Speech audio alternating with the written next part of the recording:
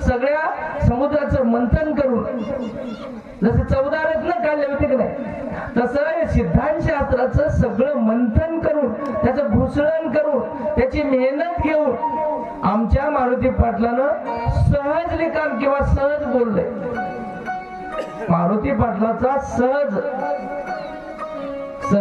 बोलणे हाची उपदेश, सहज बोललेलं वाक्य आज आमच्या जीवनाचं हित करण्याचं ठरलंय महाराज. आणि म्हणून आता महाराज तुकाराम महाराज म्हणले, आता तरी पुढे हाची उपदेश नका करू नाश आयुष्याचा नाश करू नका मानले.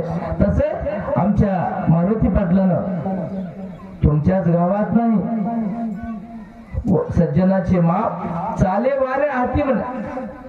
जितकं वारं जोरात सुटते आणि वाऱ्याचा वेग किती राहते, 10 मिनिटात 5-50 किलोमीटर त्याची गती जाते महाराज. आणि म्हणून सज्जनाला लाऊडस्पीकर लावून हे फार मोठा संत आहे, हे फार मोठा चांगला आहे असा गवगवा करायची गरज पडणार महाराज. साधूला संताला त्याच्या कार्यातून त्याच्या मापाचं मोजमाप होते, त्याचं कार्य सांगते ती मूर्ती किती मोठी आहे.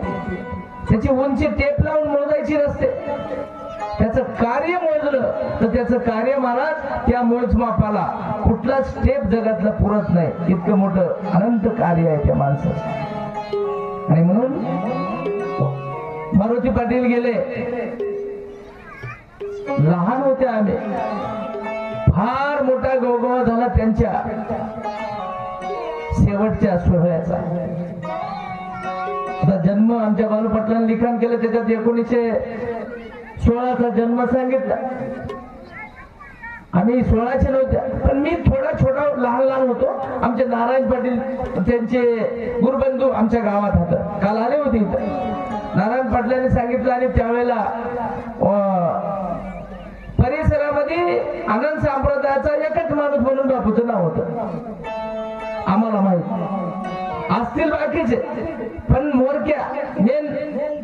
आणि आख्यायिका अशी झाली की मारुती पाटील गेले. आम्हाला भजनाचा नाद होता, छंद होता, संप्रदायाचा नाद होता. ऐकलं कोणते माली पाटील हे ते सगळी माहिती घेतली. त्यावेळेला कळालं की शिकाच्या वाडीमध्ये कट्टर आनंद संप्रदायाचा हाडा मासाचा माणूस जर कोणी असेल तर केवळ तो मारुती पाटील. त्यावेळेलाच आम्हाला कळालं होतं. आता आम्ही दुर्दैवी तुमच्या संपर्कात राहू